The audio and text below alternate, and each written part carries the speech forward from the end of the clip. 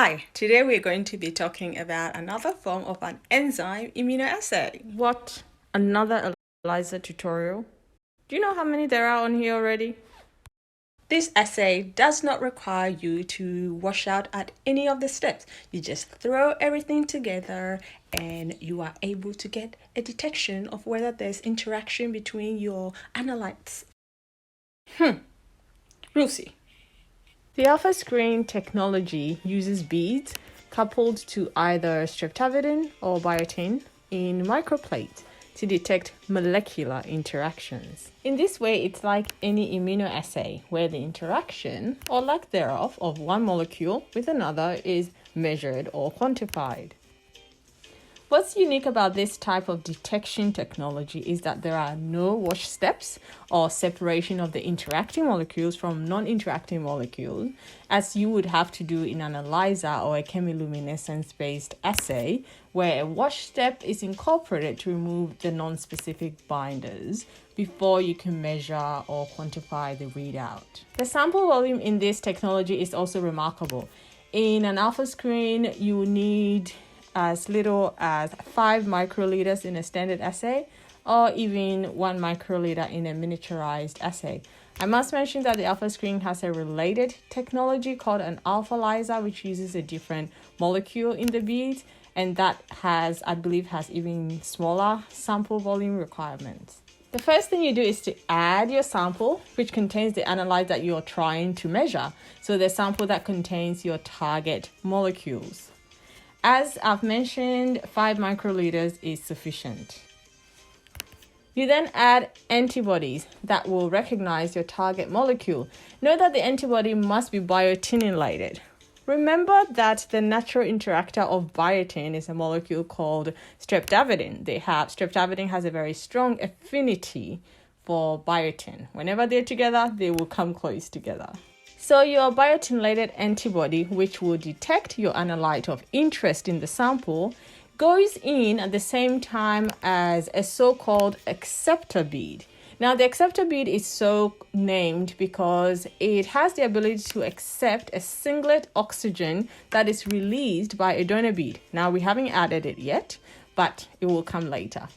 So if it is close to the donor bead, once we excite it with a laser, the acceptor bead has this ability to accept a singlet molecule, a singlet oxygen molecule from the donor bead. Of note here, the acceptor bead is also conjugated to an antibody.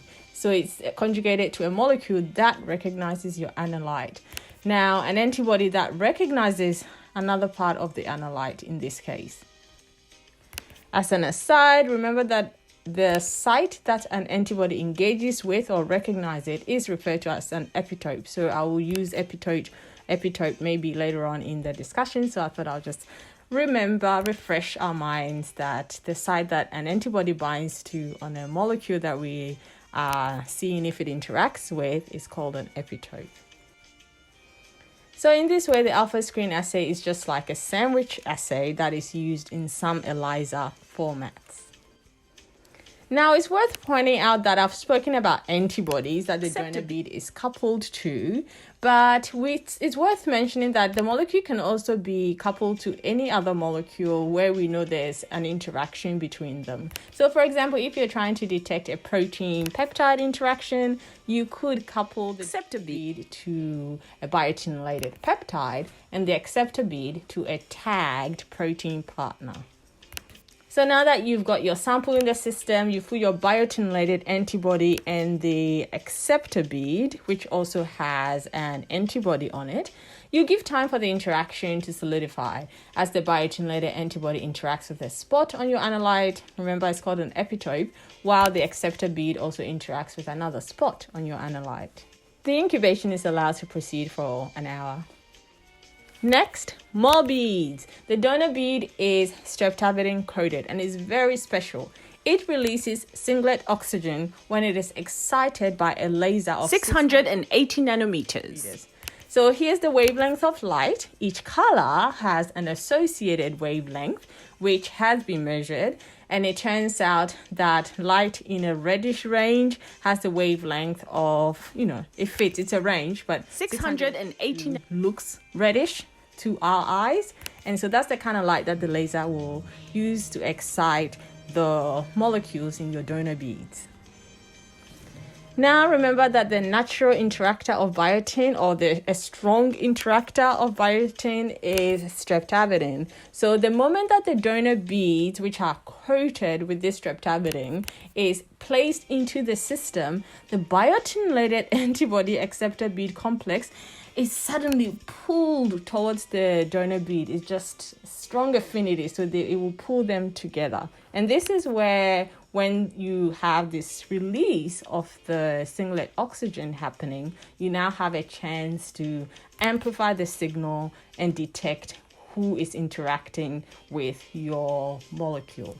You allow the strong attraction between the biotin and the streptavidin that you've now introduced by the donor bead to occur for 30 minutes. After the 30 minutes, you are ready to quantify the interaction. And as this assay is a specific technology, most plate readers are not equipped to read it because it's its own unique technology.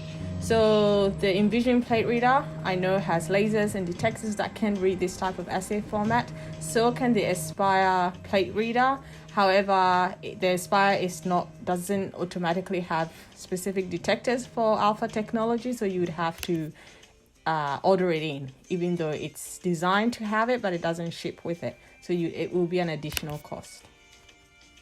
So what are the advantages of this ALPHASCREEN technology? As mentioned, small sample volume, and also you have a highly amplified signal due to the singlet oxygen that's released, and it's accepted by the bead, which in turn amplifies the signal, the acceptor bead, which in turn amplifies the signal. So you end up having a higher signal to noise ratio, and this improves the sensitivity of the assay. So that brings me to the end of this tutorial. All the best with your experiments.